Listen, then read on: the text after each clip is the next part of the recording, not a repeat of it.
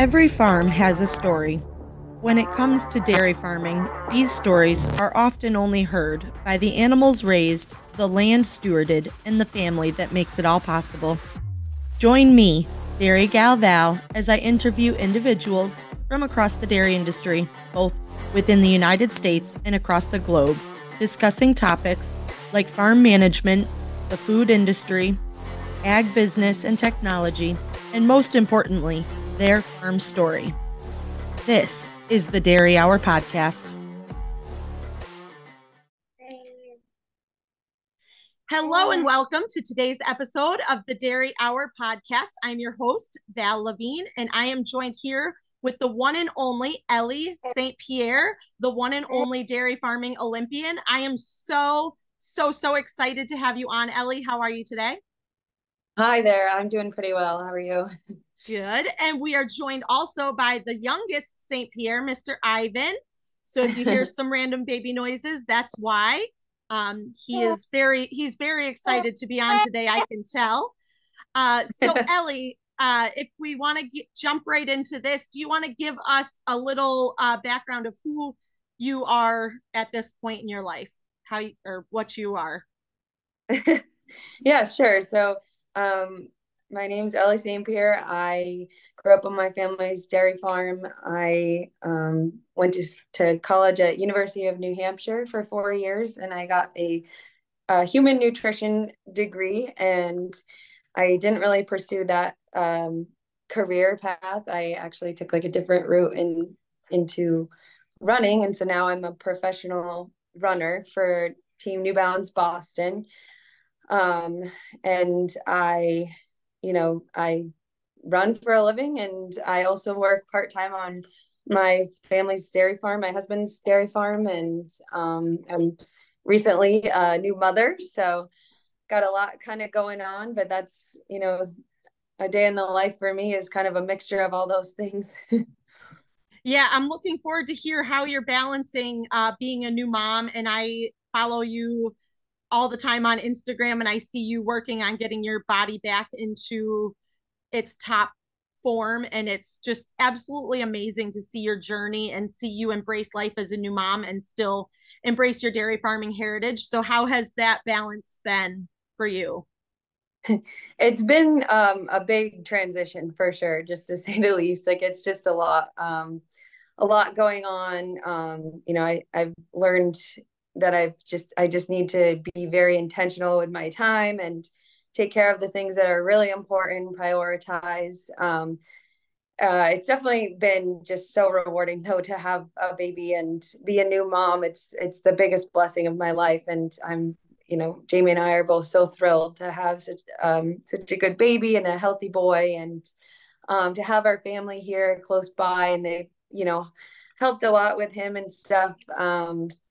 But yeah, just I think when I first got home with him, I was, just in the house all the time. And that was a big shock. I think I'm used to like being out and about busy and stuff. And so I was, not very long after that we got home that I was, ready to get back out running and working on the farm. And it's tricky a lot of days. Like there's just always something to do, and so trying to figure out where to spend my time is like almost like the hardest part of my day.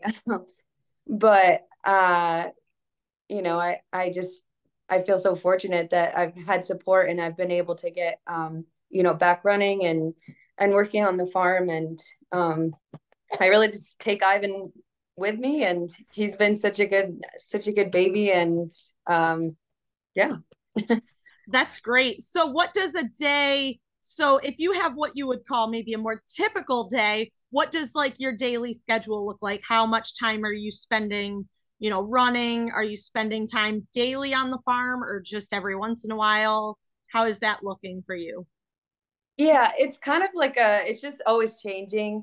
At first, when I was pregnant and not training so much, I was, so like this fall and winter, I was actually working on the farm like pretty much every day, all day long. And then once Ivan came, I, took some time off, and then got right back out there, like, I don't know, maybe a month when he was like a month old. I started working back at the farm, but at this point, my training's really picking up. So I've been spending less time at the farm, but right now, like I'll wake up and I'm still nursing. So I'll take care of Ivan early in the morning. And then my mom comes over and watches him while I run in the morning. So that takes about 2 hours, and then I'll come back and feed him. And sometimes I go to the barn in the afternoon, and sometimes not.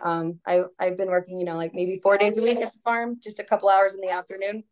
And like Jamie and I just had the conversation that maybe it's time to slow down a little bit. Like I really am gearing up for a big year ahead. Trying to get back into shape and qualify potentially for the Paris 2024 Olympics. So, just anticipating that and trying to get back into this routine that I was in before, where I was mainly focusing on training, I think is important. And, I'm starting to run. I hit 80 miles last week, and that's about where I was at before I got pregnant. That's kind of like a typical mileage week for me. And it's not a huge amount of time, because it's an hour in the morning and half hour at night of running, so that's just the actual running part. But I'm just like so tired. So it's hard to like go do things. Part of my job is actually like taking care of my body, so like eating right and getting enough sleep also takes time, and it's a commitment for sure. And um so yeah, typical day is a little bit of everything still, but Yeah. Well, you look great, and we're really excited to see you come back better than ever after having a adorable little guy. He's just checking things out. He's just so cute. yeah. Um, and I've been following your progress on social media, what you post, and it's really neat seeing you just get yourself back up into that top form. It just absolutely is amazing to me. And I can Thank definitely you. understand where it would be just such a task to balance everything. But, a lot of new moms obviously are just very energy deprived, you're sleep deprived, and to be Yeah. able to get your body back to top form while, nursing a little human and taking care of their every need, it is absolutely amazing to see it firsthand through you. And that's just really cool. So when do you think you'll end up Thanks. starting racing again? I really hope to get in some races this fall. Like I didn't have any expectations, going into the pregnancy, and I didn't know what my body would be like after, how I would feel. And the goal was, in my mind, the big goal is just summer next year, racing, getting in shape and being able to race next summer for the Olympic trials.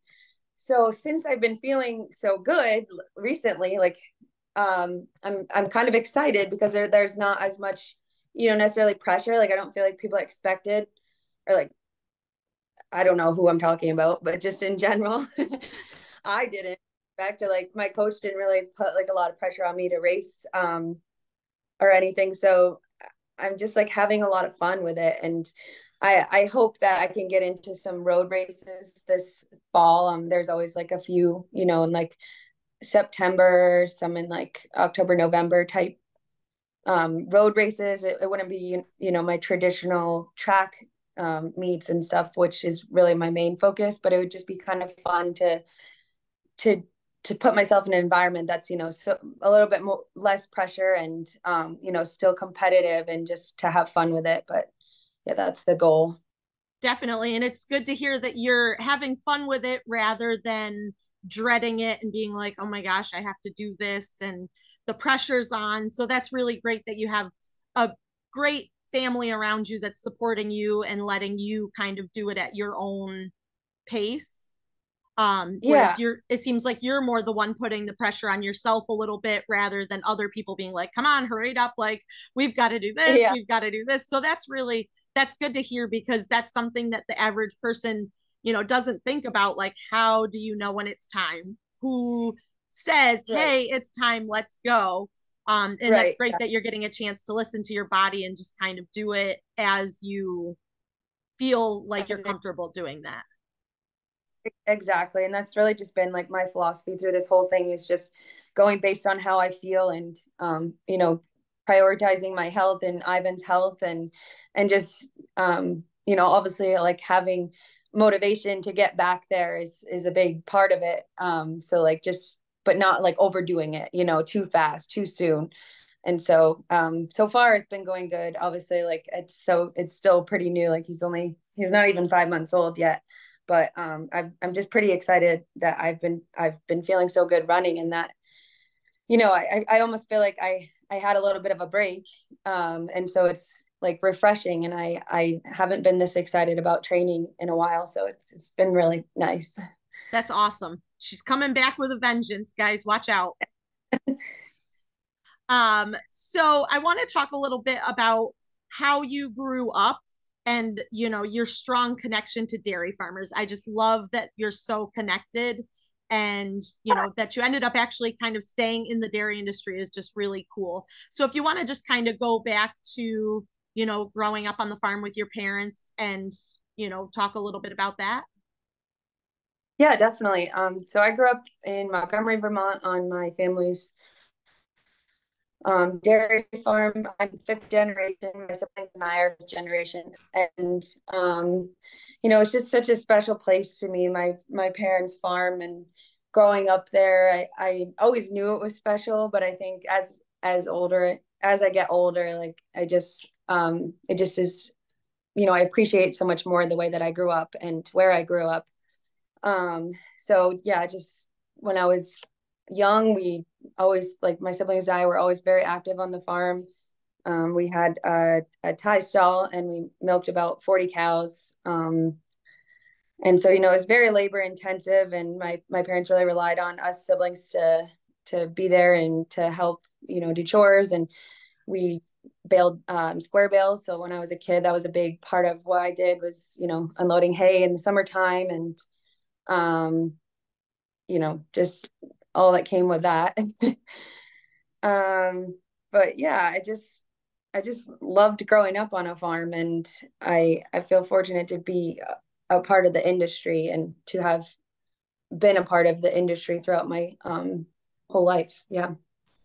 Yeah, we just really appreciate you just, being a part of the industry and being such a great supporter and advocate for the industry, because it's really neat to see one of our quote unquote own dairy farming kids grow up to be such a phenomenal world-class athlete. It's just a really cool story. And I think it's really fantastic. I am getting a little lost for words just because it's so neat to watch your journey and see you excel and do these really great things while still remembering your roots and always being an advocate for dairy farmers. And that to me is really neat. And I believe your parents were also Agrimark Cabot dairy farmers like myself. Oh, yep. Yeah, we So sold our milk there. Yep. That's cool. very good. So then when did you start running, and when did that become more of a priority in your life? Sorry. No, you're Uh, fine. so I started running in high school. I played soccer my freshman year, so I didn't do cross country that year, but I ran track freshman year, and just had a lot of success from the beginning. I didn't necessarily always love it in high school. It was just, I was pretty good at it, and I knew that I had, potential to pursue it in college. So it kind of I just stuck with it, and here we are now. But I feel like it just like, oops, sorry, it's a little You're good. fussy. I might He just want put him. Yep. So you really, I think, came into your own running in college. And so what are some of your like early successes? What were some of your indicators that maybe said, hey, maybe you should consider doing this professionally? I would say, yeah, like I started my senior year doing some races that were like higher level than just like NCAA's. Like I would do some meets, and there would be some professionals there, and the times that I was running there in the mile were, I guess, reflective of all of my potential. And I think just like my coach my coach, I really didn't know that much about the professional world, but my coach at the time, Hop, he, really, encouraged me to kind of look into this opportunity to run post collegiately. And so I think there was just a few key races that I, really turned a corner in my career. And I thought, wow, I think I think I can do this professionally. And, at that point I started, talking to different agents and looking at opportunities. And I had interest from, some sponsors. And so it was just like kind of cool to to talk to these people that were, that I thought so highly of, and to think that that I could do that, post collegiately. And so yeah, it's kind of like a weird structure. I feel like not a lot of people understand, the professional running world. So a lot different than other sports. Like, yes, there's teams, but it's very much an individual sport. So like, professional runners have an agent, and the agent negotiates on their behalf with different shoe sponsors. And so the shoe sponsors are generally the biggest sponsor for professional runners, and that's where they get all of their resources and support. And a lot of times they have training partners, but they don't always have to. So you're really just individually sponsored, but you can be a part of a team. And really the main goals for professional runners is to make the US team. So they have their sponsors, but then they are trying to make a US team, which is for the world championships and for the Olympics. And there's a lot of other races and leagues to be a part of, but that's always the main goal of professional runners generally. Yeah, it's fascinating to hear how it all pans out, because I guess it's not something that the everyday person is I wonder how you become a professional runner. How does that work? How do you get it is different just because you're not on an actual team. It's not like football, baseball, where you're a member of that team that kind of sets your pace for where you're going and what you're doing. So it is neat how it's a lot more individualized and just different the way that all pans out. And then, so you have your husband, Jamie, and how did you guys, meet? Did you know each other growing up? How did that all come about? Yeah, I mean, just we live in a small community here. He went to the same high school as me, but just we both grew up in small towns, and everybody just kind of knows everybody. And we both were in the farming world, so it's just, I don't know, I don't remember the first time I met Jamie. I just always kind of knew who he was. He knew who I was. But the first time we really started hanging out was at Franklin County Field Days when we were showing cows. And then ended up going to high school together, and that's really when we started dating. And so yeah, we were 15 when we got together. And I don't know, it's he's always been my person and my partner. And we both are really invested in the farming world, and come from a long line of dairy farmers on both sides of our families. So it's definitely something that we've bonded over. And yeah, just what we love to do.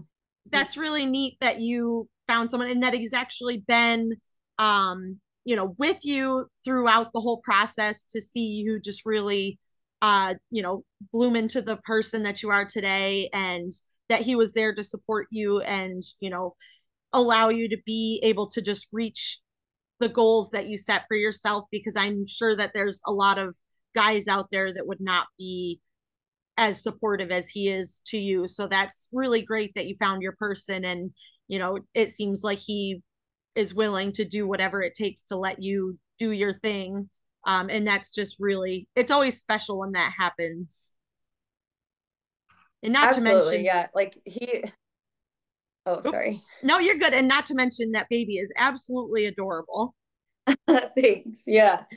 Jamie and I always kind of compare running and farming. Yes, we're both involved with farming, but that's like his full-time career at this point. So like a lot of times, like when he has to support me in running and when I support him in farming, we kind of, make metaphors about each. And I just definitely feel so fortunate to have him and his support throughout my entire career. And he comes out to Flagstaff when I'm out on training trips, and he comes to my races, and he gets so excited about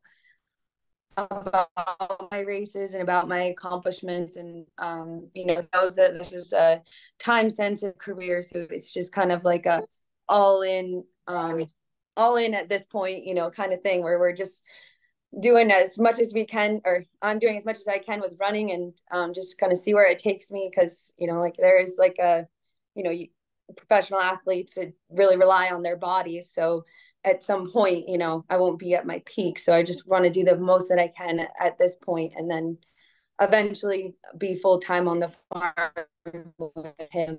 But yeah, he's been the best. That's great. Now, do you have like a schedule for your first time headed back to Flagstaff, or are you pushing it off as long as you can? What's the plan with Mr. Ivan? Oop. Yeah, so our team goes out twice a year generally.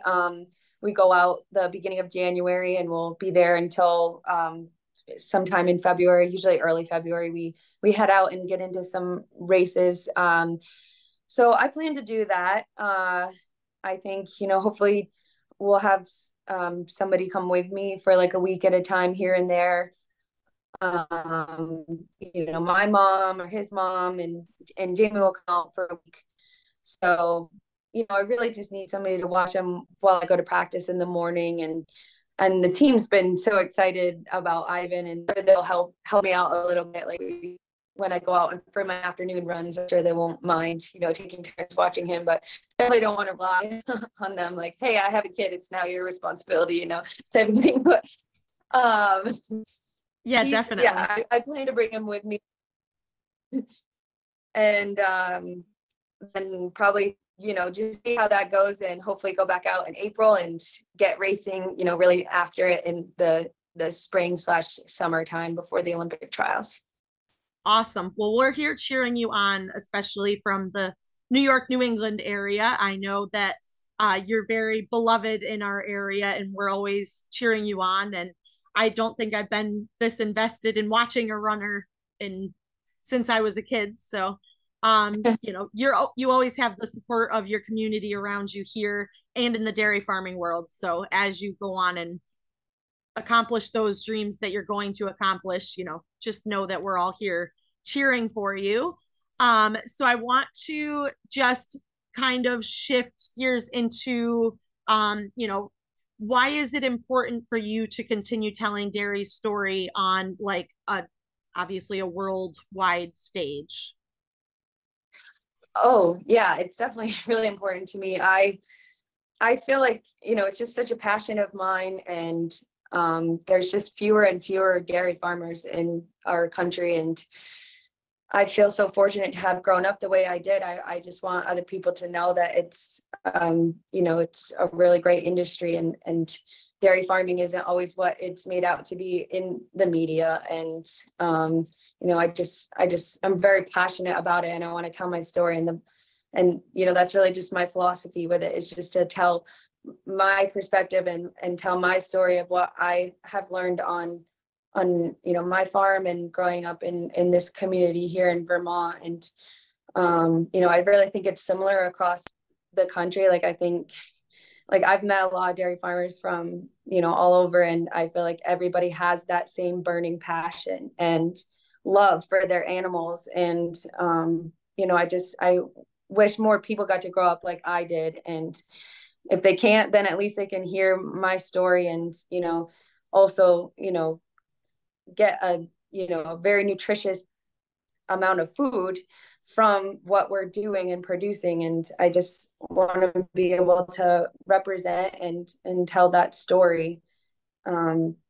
Yeah, so it's just I hope that I'm doing a good job. Like I try my best, but I think that I always could be doing more. So well, you're doing a lot for us, and we are obviously very thankful for you being able to tell that story on such a big stage, and not to mention just being able to show people like, I'm sure that as an athlete there's a lot of like pressure to use non-dairy beverages and things like that. So it's just neat to be able to be like, no, this has so much more of a benefit. It's so important. And especially just like you said, part of being a professional athlete is, just making sure that you take care of your body and ensuring that you get that protein and the essential nutrients from dairy is just so important, for anyone from just a normal person to a world-class athlete. So keep Yeah, telling your story. We appreciate it.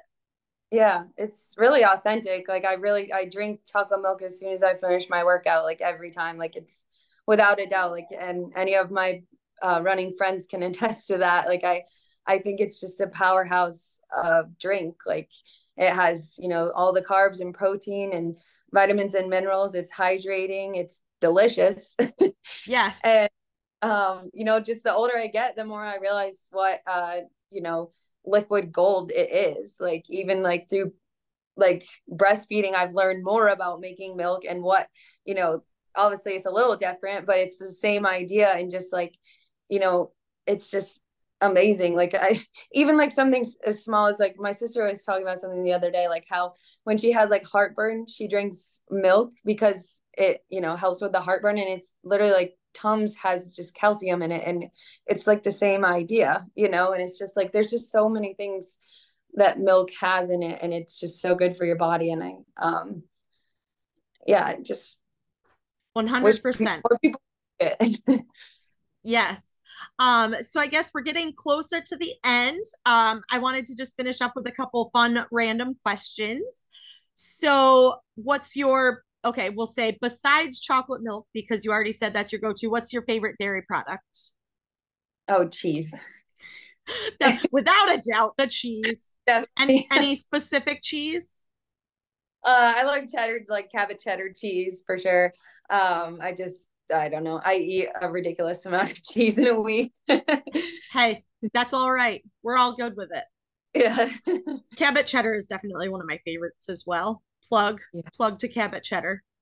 So Um, so what's your favorite food that's obviously not just a dairy product, but like your go-to meal? Cheat meal doesn't have to be like your, your strict runner's diet. Just like if you get to go off the rails, what's your cheat meal? Oh, well, I usually go to McDonald's as soon as the season's done and get like a double cheeseburger. But during just like normally, like my favorite meal, like if I was to pick, it would definitely just be spaghetti with, meat sauce. That's my favorite, with garlic bread. That's my favorite meal. That's like the meal of my childhood. I feel like that used to be like my go-to. If it's my birthday, like, what do you want? Oh, I want spaghetti. It always used to be my go-to. So I have it a week. yes, I feel you on that. Are you a beach person or a mountain person? Oh, well, I live in the mountains, but I love to go to the beach. I do like the beach. Yes. It's hard to beat just a nice relaxing day on the beach, right? Yeah, during the summer it's pretty nice to jump in the water and relax in the sand. Yeah, I definitely would say I'm a beach person. And I guess I don't have to ask you your favorite chain restaurant. We already even went over that one. The McDonald's double cheeseburger, of course. It's one of my go-tos too, so don't feel bad. Like that's totally like some days you just need the salty McDonald's like Yeah, that's stuff. yeah, it's just like more like a treat because I don't go there very often. But probably my favorite chain restaurant would be Olive Garden. I feel like I always love an Olive Garden meal. Just like pasta, all of the pasta. Yeah, all the pasta. Hey, that's fine. What is your favorite music genre? Oh, country music for sure. Is that still like your hype? Because I know like a lot of athletes have like their hype music. Do you like Uh, listen to country music? Is that your hype music, or do you have like a different? yeah, probably not what I listened to before a race. I'm not gonna lie, but I like to listen to like some good classic rock that always gets me pumped up, and I don't know. Sometimes I'll just put on like a Spotify, like pump up music shuffle album, but yeah. Good. Very cool. All right. Well, I guess it's time to wrap up. Ellie, I want to thank you so much. Where can people find you if they want to follow your journey? Probably on Instagram is where I'm most active.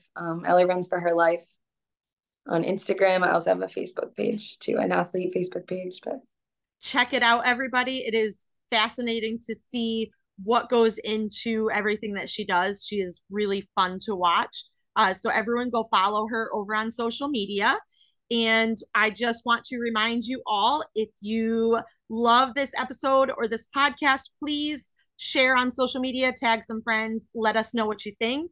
I'm always happy to hear it. You can find me at Dairy Gal Val on all of your major social media platforms. And we are going to take a short season break and come back with season 2 of the podcast shortly. So stay tuned on social media. Have a great day. Thank you, everyone. Thank you so much for listening to today's podcast. Please be sure to subscribe to be notified of future episodes and leave a review. You can find me on most social media platforms at Dairy Gal Val or online at dairygalval.com. Thank you so much for coming to the Dairy Hour.